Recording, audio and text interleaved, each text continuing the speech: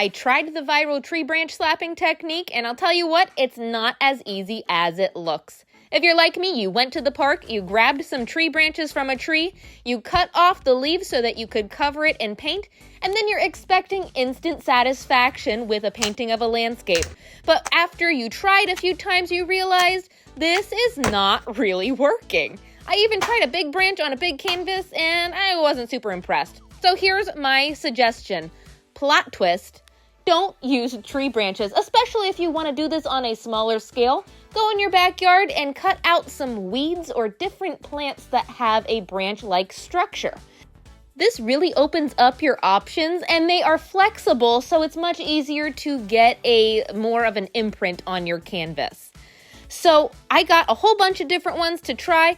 First thing I would suggest for this, even if you try the tree branches, is get a small roller or craft roller for your paint. That's going to help it go so much faster to coat an even coat. You're also going to need a lot more paint than you think you're going to. It has to be a type of fluid acrylic to make sure you get the imprint. So even though I'm using acrylic craft paint that is more watered down, I even ended up taking a spray bottle with some water and watering it down even more. This helped the paint to splat on the canvas and get the imprint. So the first thing you need to do is do a simple background. The whole point of this painting is for contrast. So any background you do, don't get too detailed. I'm just doing simple sunsets with my mop brush.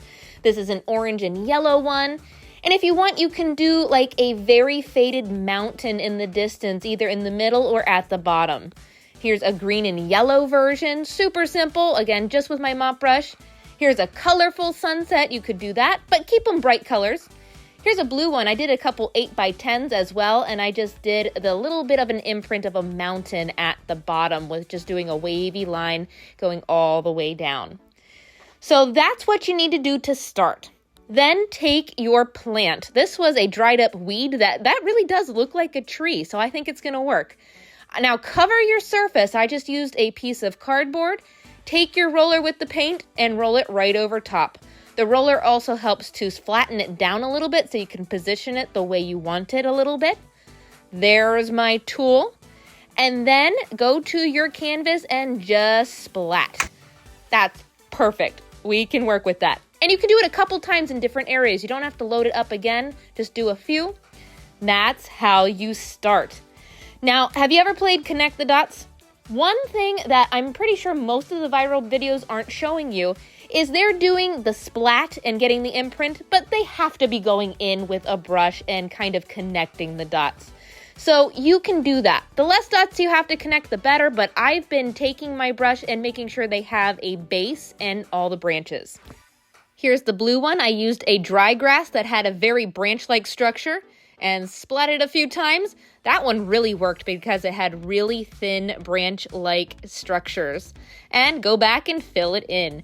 Use your imagination with this and just trust the process, because at first I know it looks like a mess. The nice thing about using plants too is you have so many more options on different shapes. So here's another fun type of plant. I covered that in paint, and I think it almost looks like seaweed when I did it, or some kind of underwater plant.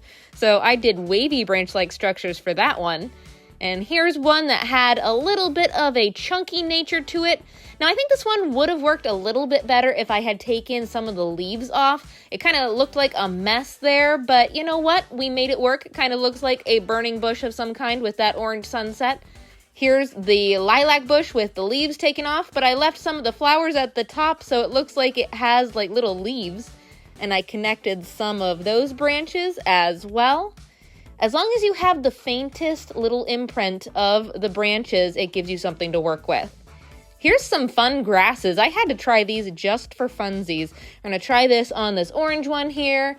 This one looks almost like a desert. Why does that remind me of a type of cactus or some kind of desert plant? What is it? I don't know, but we're going to do really thin lines going up there as well.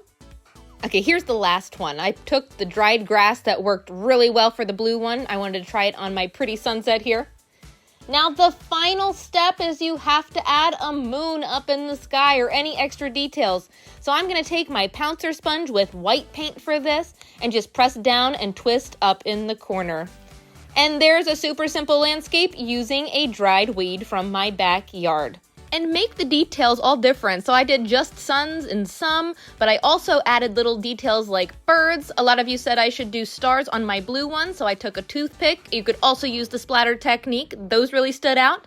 Let's do a tiny sponge here for a moon. And for a larger moon, you could use a larger like mayo container lid or peanut butter jar.